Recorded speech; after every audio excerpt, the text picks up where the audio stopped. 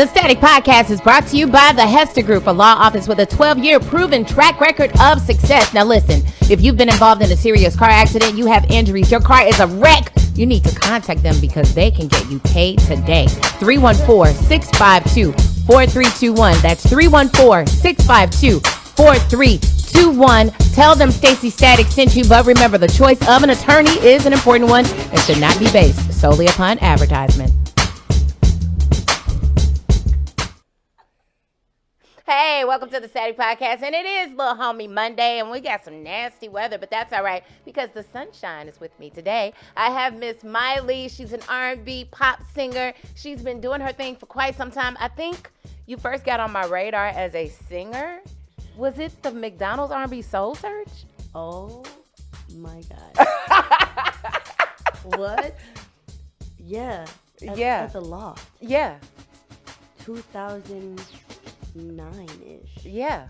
Wow, you remember? Yeah. Because I was like, who is this little Asian girl in here singing R&B? That's me. That's me. And I was like, where I know her from? Because you were going by your real name. I did? Yeah. I did not. Yes, you did. Do not. Hey. We're not going to say that. You said, That's why I said I didn't say it, because I wasn't sure how you felt about that. Yeah, I remember. That was my first time seeing you as a singer. You were a baby. I was a baby, and I did not know what I was doing. But you know, did it though. You did, and I was just about to say you had a lot more nerve. You can talk directly into the microphone too, because I want people to be able to hear you. Yeah. The fact that you said no, because that's growth. Like, that is really important that you embrace those things, because just think if you had stopped then.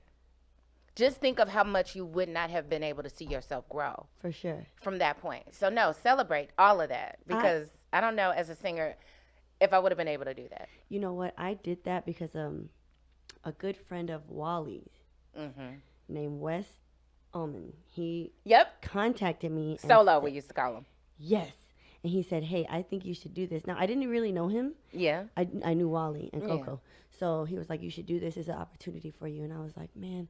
And I always let fear get in the way, right? Mm-hmm. And I said, okay, fine, I'll do it.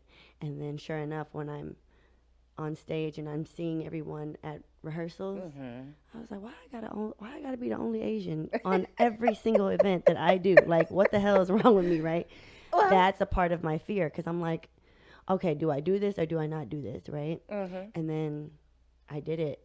After that show, kind of, is when I was just like, okay, time to be fearless. Yeah. Do every show that makes you feel uncomfortable.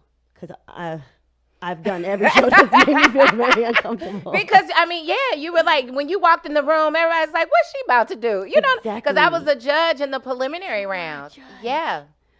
I was so nervous. I know. Oh, I remember everybody that came. That's a lie. I don't remember everybody that came in there, but I remember certain people, obviously, because you were the only Asian girl. Yeah, only. So, but you could sing. So we were like, well, that just killed. I'm sure when you walked out the room, we were like, hell no. Like, it was. No, that's a good thing. Do you find that you surprise people a lot, though? I do. Yeah. Still to this day. And it goes back to, I'm just going to bring it back shortly to childhood. Yeah. Because my parents enrolled me to an all-white school in the county. And I didn't speak English at the time, so they were bullying me. And I asked my parents if they can enroll me to a different school, because I was like, okay, I'm getting bullied. I'm trying to learn English as fast as I can. Right. Help me. So then my dad was like, I'll enroll you into the school down the street from where he works at, because he was the mechanic. So then I go into the school and I walk in with my yellow blanket and it's all black folks. I said, Dad, I asked you to enroll me into a school of Asians. Right, no. But at that time, there was no such thing. Is it now, though? I mean, it's international. Oh, you got soda in. Yeah, okay. But, I had to learn to adapt. Yeah. And did you feel more comfortable in that space? Hell no. You're like, on second thought, take me back to the white school. On second thought, homeschool, But after that is when, the kids still bully me. Right. Okay. And the only thing that made me fit in and them not bullying me is that one time the girl in vocal music class asked me to sing, and I was like, Then I busted out singing SWV week, right? That's where you got them. And then they were like, "Oh my God, you want to hang out with us?" And I was like, "You didn't want me to hang out with you last week, but you want to hang out with me now because I can sing." But that is perfectly fine. Right. And that is when I say music is very universal. Yes, absolutely. It brings people together. And a lot of people to this day don't know. They don't put two and two together. They don't, when they see me, they can't put the voice. Right, exactly. You know, like when I did Low Key, I got a whole bunch of emails, messages saying, "Oh my God, you're Vietnamese?" And I was like, "Yes." They're like, "I thought you was black." And I said, "Well, I appreciate that. Right. Thank you. But I am not. Right. I'm 100% Vietnamese. Thank you." Right. But yeah, that's, you know, it's normal. So you were listening to SWV. So what was like the first R&B song you can recall that connected with you and you were like, I got to learn all the words?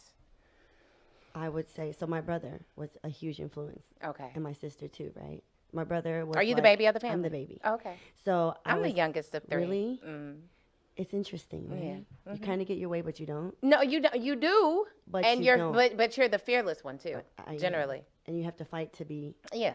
It's crazy. It's a crazy dynamic. Go ahead. But so my brother was he was listening to Red Hot Chili Peppers, then he was listening to Twister and Bone Thugs. So I was like, what? Then he was listening to Phil Collins. Then he was listening to Celine Dion, and I was like, what is going on? Right. You know. Can't keep up. And so I got my musical background from my brother, and then my dad would listen to soft rock, and then my sister would be like, no, you gotta listen to Destiny's Child, Brandy, you know, all this She stuff. introduced you to the good R&B 90s vocalists. So me, right? Right. And so I would just listen. It would just be SWV or Jade or Mary. Oh, good ones. Those are good ones. Mary, Mariah, Whitney, Aaliyah, Donnell Jones. Yeah. I love Donnell. I wish I could see him in concert. And that's my raggedy. Brian McKnight, and I mean just all the R&B people. You know, like that was my influence. It was when music was happy. Yeah. It was sad but happy. It was love songs. They allowed us to still be in love in R&B back in the 90s. Yeah, and you'll be okay to be sad for a quick second, and then you know you'll go back and listen to Crucial Conflict and be like, okay, this is I want to turn up right now. Right, exactly. But I would say that's my era. That's when I fell in love with music, thanks to my siblings. Yeah, okay. They so really they introduced you influenced to some good things. They really did. Some good things Really along the way. So your journey started, you had started singing before I was introduced to you through the McDonald's R&B Soul Search. So when did you start singing? Singing. Yeah, like getting in front of a crowd, picking up a microphone, and was it the McDonald's R&B Soul Search? Was that your first time? I would say a year or so before then. Okay. But around that time. Okay. For sure. Okay. Professionally, investing in myself, being disciplined with my craft and my career, around that time. Okay, got you. So 2000 ish, 8, 9, 10.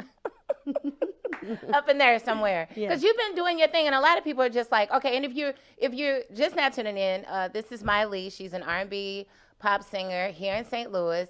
You may know her and recognize her because she also her family owns My Lee, my favorite Vietnamese restaurant in St. Louis. That's always popping. Always. I don't know what y'all in there putting in that food. I think it's crack. I think it's a little bit of really good sweet crack. It is good. It is good. And I have my personal favorites, and I introduce new people to your restaurant all the time. I appreciate that. And I would suggest always getting a lychee martini when you go, because I always have more than one. She does. Yeah. Which makes her be chill at the bar. And then I'd be like, Staci, you want another one? You'd be like, yeah. Yeah. Sunday fun day. Let's do it. It is. So yeah, and make sure you go and support them. So a lot of people are just like, why are you still doing that? Why are you still, you're singing, you have to, and I mean, there's no, I appreciate the fact that you still do that. I think that more artists should be able to see you go through your phases of growth and understand that that's what it takes, because I think far too many of us get caught up in the perception of this and that and not really realizing that these are real people behind these songs and behind this movement that have to go through their day-to-day life and do what they need to do in order to get to this. So I am still managing my restaurant because my parents are a huge influence on me as well. Granted, it's my parents' family restaurant, but you know, my brother, my sister, and I, we are hands-on. We are fully involved all day, every day. And not just one restaurant. You have a couple of them. A few. So my brother just opened up another ramen shop in the Loop. Yeah, Nudo. Next to Del Mar Hall. So if you guys haven't checked out the one in Creve Coeur, check out the one in the Loop, because that's, you know, I'm a city girl, so I'd be over there. I would hate driving to Creve Coeur. I'd be like, why is it all the way over here? What are you doing? Right. You're west of 170. Nobody that's goes too far. over there. Yeah. Anyways. So, wait. What was you manage the restaurant. Okay. Well, see, I worked yesterday. Yeah, did you? And I'm tired. Yeah. I continue to manage because that's what I do. My parents have supported me throughout my whole journey. Now, they may not have understood, but they supported me. What did they want you to do? Man, they probably wanted me to do some nails or something. You know, nails, I can't stand you. own a restaurant, you know what I'm saying? Right. They wanted me to be successful probably in a more Americanized environment, if that makes sense. Because, you know, when my parents immigrated here from the Vietnam War, their dream was to have the American dream. Right. Sure enough, we got it.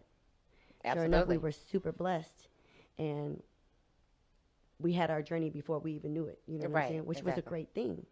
But they wanted me to go to college, do this, be a doctor, or they just wanted me to be successful in the American world. Yeah. But to me, I mean, this is my passion. No, I couldn't get away from music. Now, my parents, if you guys didn't know, they are singers. Really? Yeah. Did not know that. I have my dad's raspiness, my mom's tone. It is very crazy. When I told them I wanted to sing, they were like, why you want to sing? I'm like, but y'all sing. I don't understand. So they don't perform like okay. Actually, I'm going to tell y'all a secret. So way, way back when we had the restaurant, when Miley's was on Del Mar 170 in U City, they had a Vietnamese band. That used to play at the restaurant? No. Oh. Well, yeah, kind of, when they would have parties and get drunk and all that good stuff. Right. But they would practice at my house in the basement. Oh. And then my sister and I would always be on the mic playing around. And then it was just within me. Gotcha. And then I told them I wanted to sing. And then they were like, are you sure? Why don't you go to college first? And I did. Okay. I did community college. You played college. the roots. Okay. Straight A's. You know, I was into books in school. I loved it. But then I was like, man, I'm not happy. Like, I got good grades. I did what you guys asked me to do. But now I want to do something for me and make me happy. Granted, it's a journey, you know. It is. And it's an experience. And music is probably one of the most interesting career choices that I think anybody would go through or choose or whatever. But I wouldn't change it. I wouldn't take it back. I don't want to be a doctor. I don't want to do any of that. And why am I still working at the restaurant? Because it's my gift. Yeah. I like being around people. I like helping others. I like serving. It's my brother and I really enjoy doing it. And he happened to just open up 2 restaurants. Right. But my sister, she took the other route, and she is an interior designer. She actually went to school, y'all. Okay, so kudos to her. Real school. And so is she the oldest? She's the middle. Okay, gotcha. And so she did all the interior design work for Noodle and Miley. Nice. Okay. Yeah, and she does side projects, and she does not live here, and she moved because she wanted to just get the experience of staying away from the restaurant, because sometimes it can be very overwhelming. Yeah, that's why I was wondering if you had ever thought about doing something like that. So I eventually want to travel. Okay. I don't know. It's something, y'all, it's something about my mom and this restaurant, Lord Jesus. But I support them. They support me in a sense. And I think me traveling and being on tour, that would be idealistic. But and if the money right, and that's my plan, God's plan for me to move, I will eventually move. I won't decline. Right. But as of right now, I'm just currently based in St. Louis. And traveling traveling, absolutely. Okay. And I'm able to manage both the restaurant and music.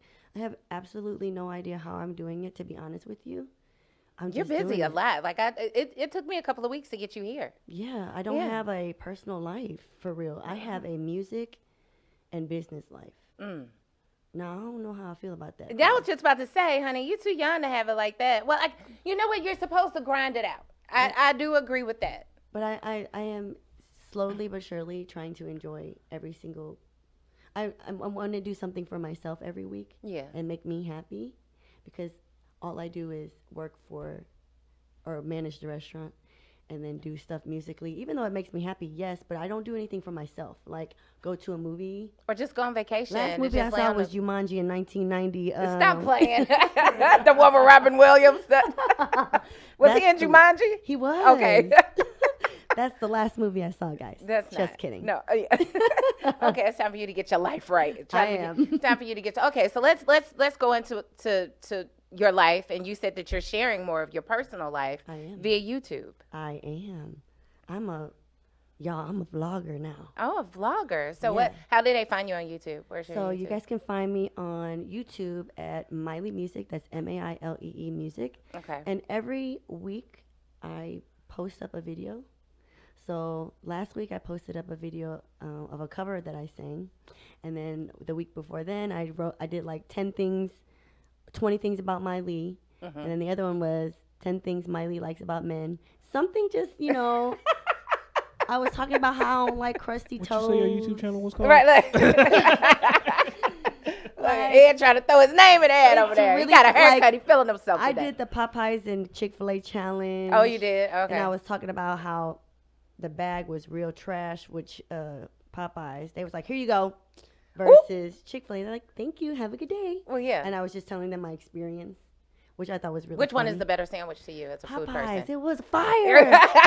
The juice, the That's what I said. It was so crispy. And the size of the chicken on the sandwich, I had to smash it to take a bite, I was impressed with the crunch. I was like, it's so crunchy. I was impressed. And the pickles. I was impressed with the pickles. I love pickles. Yeah. But I wish they would have given me more. It's okay. You wanted more pickle. I will request that next time. Okay. But Chick-fil-A, they are on their business. Oh, yeah. They're so professional. You just know what you're going to get into when you go to Popeyes and be like, what you want to order? I'm like, I would like a chicken sandwich.